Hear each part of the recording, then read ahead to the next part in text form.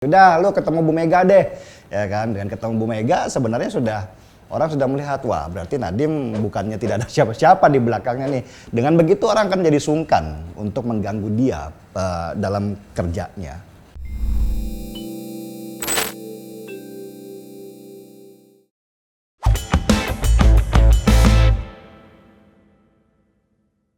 Ada rencana reshuffle dan tampaknya kursi Menteri Nadiem Makarim sedang diincar. Benarkah begitu, Mas Denny? Ya, bisa dibilang benar juga sih. Kalau kita lihat Kementerian Pendidikannya kan kementerian yang seksi ya. Seksi secara budget. Dana pendidikan kita secara nasional total sekitar 500 triliun rupiah yang berasal atau sumbernya dari 20% dari APBN kita. Yang dikelola oleh kementerian sendiri itu sekitar 75 sampai 80 triliun rupiah. Seksi kan? Nah, dari dana sudah seksi. Yang kedua dari sisi pengaruh. Pengaruh yang bisa dibilang pengaruh kebijakan misalnya. Kebijakan untuk memasukkan ideologi-ideologi ke dalam. Ini seksi nih buat kelompok-kelompok kanan nih. Ya seperti PKS misalnya atau ormas-ormas Islam lainnya. Ketika mereka menguasai Kementerian Pendidikan, berarti mereka juga bisa memasukkan banyak pengaruh-pengaruh di dalam dunia-dunia pendidikan, terutama lewat buku. Belum lagi bisnis di bidang pendidikan, seperti percetakan misalnya. Jadi kenapa posisi Nadiem itu banyak digoyang? Ya karena itu tadi. Nadiem ini kan bukan dari orang partai, dia juga bukan orang ormas yang besar misalnya. Dia sendirian betul-betul independen, seorang profesional.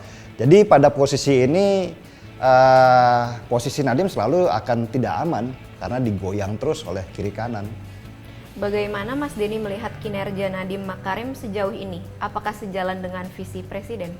Begini, pada waktu Nadiem dipanggil oleh Presiden, ini yang saya dengar nih, Presiden ini kan ingin mengubah dunia pendidikan kita yang selama ini dibilang terbelakang, ya kan? Bahkan di Asia Tenggara saja kita mungkin urutan nomor 2 terbawah dunia pendidikan. Padahal negara kita nomor 4 terbesar sedunia dengan penduduk terbanyak.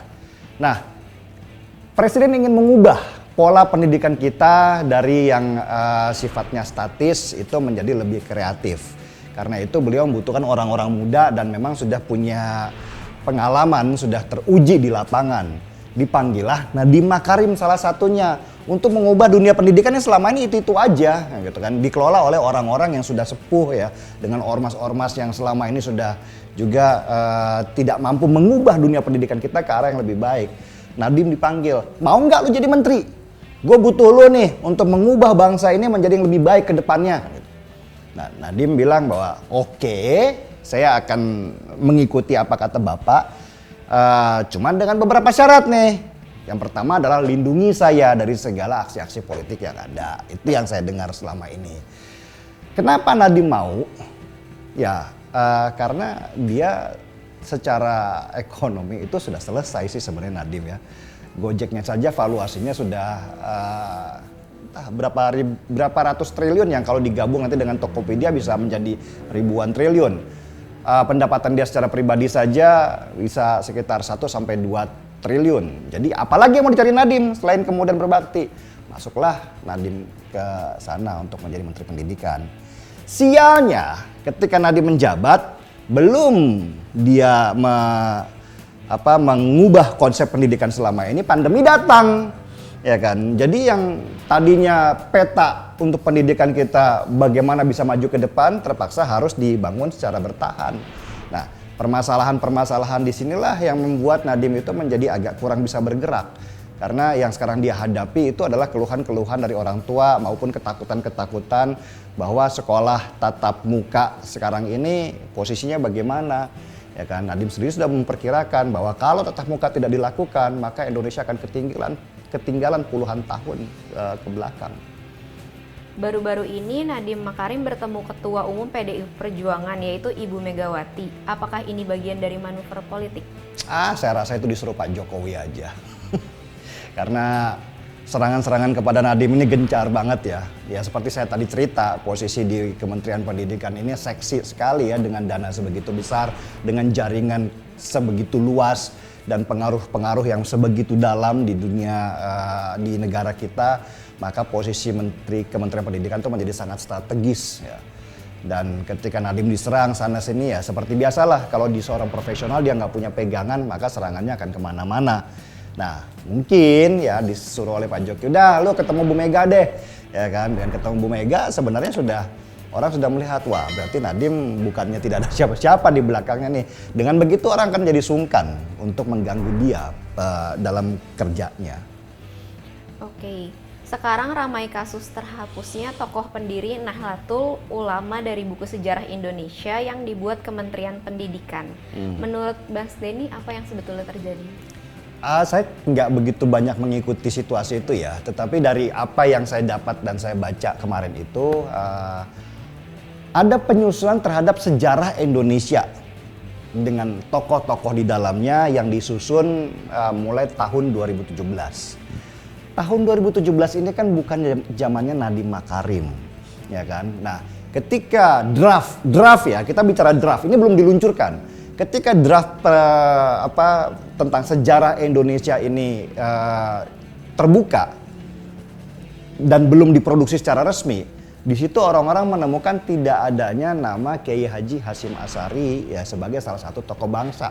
Padahal jelas jejak beliau di dalam sejarah bangsa Indonesia ini sangat kaya. Tetapi malah ada beberapa nama yang sebenarnya nggak cocok untuk masuk di dalam sejarah seperti Abu Bakar Ba'asyir. Nah, keributan-keributan lah yang dibangun oleh orang-orang supaya buku ini jangan kemudian diproduksi secara resmi oleh Kementerian Pendidikan. Catat ya, draft daripada buku ini disusun sejak tahun 2017 sebelum adanya Nadiem Makarim. Tetapi yang terjadi isu di luaran adalah gorengannya disalahkan semuanya kepada Nadiem. Yang dibilang bahwa Nadiem Makarim ingin mengubah wajah pendidikan dengan tidak ada Pancasila lah, yang bilang bahwa ada PKI akan menyusup ke dalam sistem pendidikan kita lah, dan macam-macam. Ini penunggangan terhadap kesalahan di Kementerian Pendidikan yang disusun pada masa sebelum Nadiem menjabat juga. Ini yang penggorengan-penggorengan ini adalah bagian-bagian daripada politik untuk bisa menguasai Kementerian Pendidikan secara keseluruhan. Dalam artian Pak Jokowi lagi didorong nih supaya bisa memecat Nadiem Makarim karena kesalahan terhadap buku itu. Yang jelas-jelas juga itu bukan kesalahan di Nadiem Makarim. Kementerian Pendidikan akan digabung dengan Kementerian Ristek. Apakah Nadiem tetap cocok untuk memimpin Ristek? Pada intinya begini ya, pemimpin di dalam sebuah kementerian itu sebenarnya lebih bersifat sebagai manajerial, bukan teknikal. Jadi Nadiem yang diharapkan oleh Presiden adalah memimpin Kementerian Pendidikan atau dunia pendidikan ini mulai dari SD, SMP sampai kemudian pendidikan tinggi termasuk riset dan segala macam itu di dalam sebuah kapal yang sama, di manajemen yang bagus supaya semua efektif, supaya semua berjalan sesuai dengan gerakannya. Nah, tidak diperlukan kemampuan untuk melakukan riset secara teknikal di dalam ini. Nadiem kan bukan guru, dia bukan pendidik. Dia adalah seorang ahli programmer yang dia punya kemampuan dalam memanage organisasinya, dan itu ditunjukkan Gojek yang dari bukan siapa-siapa, bukan apa-apa menjadi sekarang perusahaan raksasa. Nah, Presiden terkesima dengan itu dan pengen Nadiem itu bisa memimpin secara manajerial di Kementerian Pendidikan. Samalah seperti ketika Presiden menggunakan Pak Budi Sadikin ya, yang dulu mantan dirut Bank Mandiri kalau nggak salah, di Kementerian Kesehatan. Dia nggak punya kok background kesehatan, bukan dokter, tetapi dia mempunyai kemampuan manajerial. Sama seperti itu. Jadi sebenarnya siapapun yang dimasukkan, mau itu riset dan segala macam dalam kementerian itu nggak ada masalah. Pertanyaannya adalah mampu nggak Nadiem mengorganisir manajemen di dalam kementerian itu dengan baik. Dan saya yakin dia mampu. Mas Denny, apakah optimis akan masa depan pendidikan Indonesia? Jika pendidikan kita dipimpin oleh orang-orang seperti Nadiem Makarim, saya sangat optimis. Saya sering kok berbicara dengan Nadiem dan saya mencoba menyerap apa yang dia pikirkan terhadap bangsa ini. Nadiem itu adalah salah satu orang yang saya anggap sudah selesai dengan dirinya. Dalam artian dia tidak mempunyai ambisi untuk memperkaya dirinya secara material, secara berlebihan. Karena di rekeningnya aja udah cukup kalau dibilang dia kaya ya. Nah sekarang dalam usia yang sangat muda, Nadiem itu sudah mencurahkan banyak pikirannya untuk bagaimana pendidikan ini maju. Dan itu adalah tanggung jawab yang besar yang dia emban sekarang. Kalau sudah seperti ini, apa yang harus saya ragukan? Ya kan, bahwa kementerian atau dunia pendidikan kita kelak akan bisa lebih maju daripada sekarang. Cuman kan memang butuh waktu yang sangat lama dan panjang. Semua tergantung daripada birokrasi di dunia pendidikan sendiri mau nggak ikut berubah. Jangan kemudian Nadiem membangun sebuah sistem supaya kapalnya melaju lebih cepat, tetapi yang di bawah ini lamban dan kemudian menolak keras. Ini seperti biasa terjadi di budaya kita. Ketika Jokowi pertama kali memimpin Indonesia, situasi ini juga terjadi. Untuk Mas Nadiem Makarim, sabar ya. Saya yakin kok kalau Anda mampu mengubah dunia pendidikan kita yang selama ini tertinggal menjadi lebih maju. Minimal tidak jauh-jauh banget lah di bawah Singapura. Tetapi memang politik Indonesia itu agak berbeda. Politik Indonesia itu bukan politik kebanyakannya untuk menjadikan negara ini maju. Tetapi lebih kepada politik bagaimana jabatan itu mereka kuasai. Tetap sabar dan saya yakin kok Anda bisa. Anda masih muda. Gaspol.